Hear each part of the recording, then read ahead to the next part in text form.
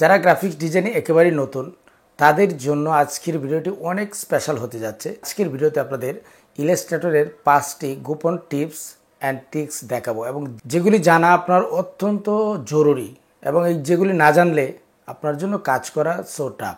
আপনি কাজ করতে গেলে আপনাকে অনেক ধরনের ঝামেলা পোহাতে হবে। সো এখানে আর কথা নয়, চলুন আমরা আমাদের মূল কাজে চলে যাই। আমি রাসেল মোশাররফ, কোহিনূর গ্রাফিক্স চ্যানেল আপনাদের স্বাগত।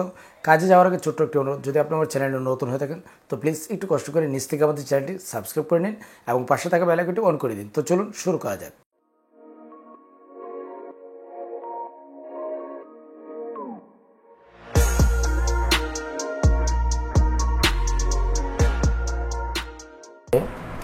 শুধু ভালো ডিজাইন জানলে হবে না, পাশাপাশি আপনাকে কিছু কিছু টিপস আছে সেগুলো আপনাকে জানতে হবে।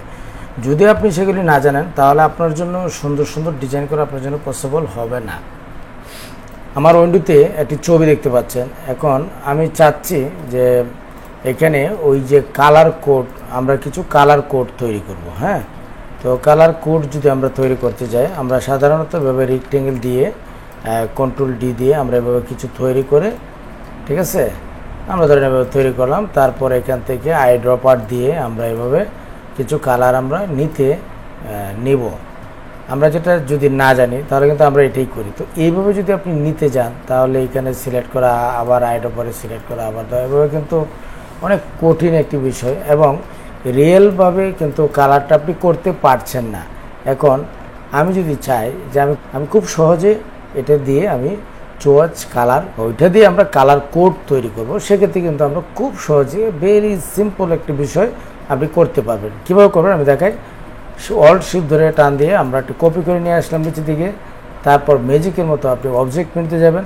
যাওয়ার পর এখান থেকে দেখেন ক্রিয়েট অবজেক্ট মোসিক লেখা আছে, আমরা এখানে ক্লিক করব। ওকে, ক্লিক করার পর আমাদের সামনে এরকম একটা উইন্ডো ওপেন হবে। ম্যাজিকে যাবেন, যাওয়ার পরে এখানে যে সাইজ আছে এটা হচ্ছে ফটোর সাইজ দেখিয়েছে। এটা হচ্ছে কতটুকু আপনার ওয়াইড হাইট হবে, এই যে আপনার বক্সগুলি পিক্সেলের মাপে। হ্যাঁ, এখানে 4, এখানে হচ্ছে 2, ঠিক আছে।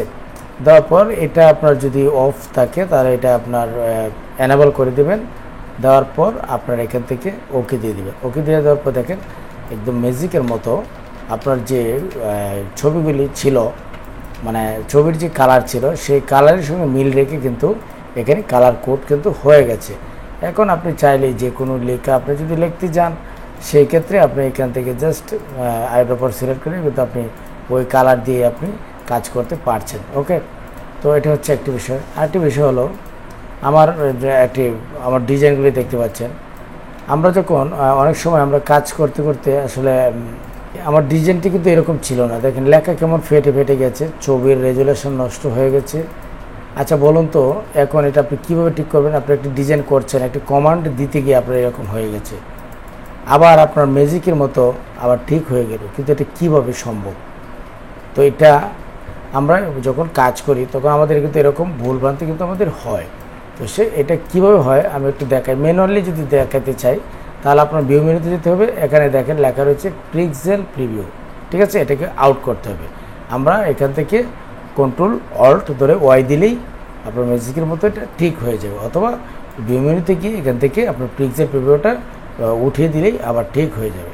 ওকে, আরেকটি বিষয় হচ্ছে এখানে দেখেন আমার এখানে কিন্তু অনেকগুলি টুলস দেখা যাচ্ছে, কিন্তু আপনার এখানে দেখা যায় যে অনেকগুলি টুলস নেই। আপনি যদি টুলসগুলি না থাকে তাহলে আপনি কাজটি করবেন কীভাবে?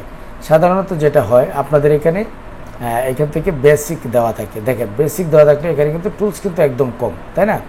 এটা এখন আপনার যদি টুলস না থাকে সেক্ষেত্রে আপনাকে বুঝতে হবে এটা বেসিক হয়ে আছে। এইটা এখান থেকে উইন্ডো মেনুতে গিয়ে এখান থেকে টুলবারে যেতে হবে, টুলবারে গিয়ে এখান থেকে অ্যাডভান্স করে দিতে হবে, ঠিক আছে। আমরা যখন অ্যাডভান্স করে দেব তখনই আমাদের ওই টুলবারটা একদম সেটিং হয়ে চলে আসবে এবং খুব সুন্দরভাবে আপনার জিনিসগুলি মানে খুব সুন্দর দেখা যাবে, ঠিক আছে। এখন আরেকটি টিপস আমি আপনাদের দেখাই। যেমন ধরেন আপনার এটা লেখাটা হচ্ছে বাংলা লেখা, ঠিক আছে। এখন এখানে আপনি দেখতে পাচ্ছেন সিউটি সুতুনিয়াম যে দিলাম এবং এখানে বোর্ড কন্ট্রোল অল্টার বি দিলাম। বোর্ড কিন্তু বাংলা আছে, ঠিক আছে, বোর্ড বাংলা আছে। এখন আমি যদি এখানে লিখতে যাই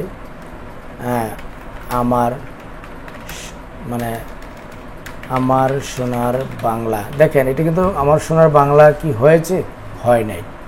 তদ্রূপ আপনার টাইপ টুলে চলে যাবেন।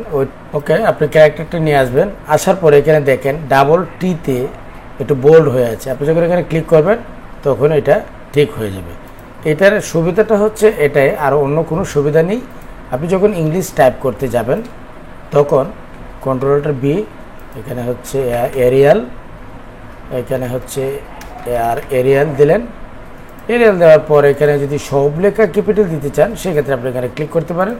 যে কোনো যত লেখাই থাক না কেন সব লেখা ক্যাপিটাল লেটারে হয়ে যাবে, ঠিক আছে।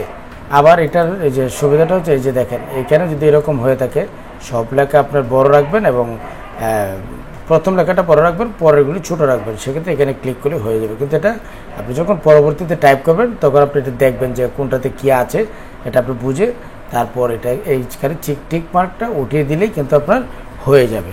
ওকে, তো এখন আরেকটি বিষয় আমি আপনাদের দেখাই। আপনি কাজ করতেছেন হঠাৎ করে দেখা যাবে ক্রমে কমান্ড লেগে এরকম হয়ে গেল। তো বুঝতেই পারছেন, আপনারা যদি একটি ম্যাগাজিনের কাজ করেন বা আপনি যে কোনো ডিজাইন করেন, সেই ডিজাইনের ক্ষেত্রে যদি আপনার এরকম হয়ে যায় তাহলে আপনি কি করবেন? আপনার কি করণীয় থাকবে? আপনার তো মাথা পুরো নষ্ট হয়ে যাবে, পুরো মাথাটা আপনার হ্যাং হয়ে যাবে, তাই না? তো এটা আসলে মন ঘাবড়ানোর কোনো কারণ নেই। এখানে আপনার বুঝতে হবে এটা ফন্ট বাঙ্গা না, ওটা ক্লিপিং মার্কস করা বিধায় এরকম সরি এটা যে জেপিজি এই জন্য কিন্তু এখানে আসে নাই। কিন্তু যেখানে যেখানে মূল ফাইল আছে, টাইপ আছে, সব জায়গায় কিন্তু এরকম হয়ে গেছে, ঠিক আছে। আবার কিন্তু ম্যাজিকের মতো ঠিক হয়ে গেছে।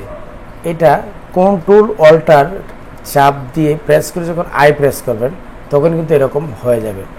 এই যে দেখেন হ্যাশ চিহ্ন আসবে এবং একটি কিউ এর মতো আসবে, ঠিক আছে। আবার কন্ট্রোল অল্টার আই দিবেন, আবার ঠিক হয়ে যাবে। এটা হচ্ছে এই যে টাইপ টুলসে গিয়ে এই যে শো হিডেন ক্যারেক্টার্স, ঠিক আছে, ওই অপশনটা আসবে। তো ভিউয়ার্স, এই যে বিষয়গুলি দেখালাম, মানে যে কোনো একটি যদি আপনি সমস্যায় পড়েন তাহলে কিন্তু আপনার জন্য আপনি চাইবেন যে আপনি পিসি বন্ধ করবেন, বন্ধ করে আবার নতুন করে চালাবেন। তো আসলে একজন ডিজাইনারের অনেক কিছু বিষয় জানা থাকতে হয়। যদি না জানা থাকে তাহলে ডিজাইন করা সম্ভব হয় না। তো ভিউয়ার্স, আপনারা এতক্ষণ দেখলেন যে আমি 5টি টিপস অ্যান্ড ট্রিক্স দেখিয়েছি, সেগুলি কতটুকু জরুরি। তো আমি আশা করব এই ভিডিও দিয়ে আপনি অনেক উপকৃত হয়েছেন এবং আপনার কাছে ভালো লেগেছে। যদি ভালো লেগে থাকে এবং উপকারে আসে তাহলে অবশ্যই ভিডিওতে একটি লাইক দিবেন এবং কমেন্ট করে আপনার মতামত জানাবেন। আজ এ পর্যন্তই, দেখা হচ্ছে পরবর্তী যে কোনো এপিসোডে। সে পর্যন্ত ভালো থাকবেন, সুস্থ থাকবেন, সবার জন্য শুভকামনা। আসসালামু আলাইকুম।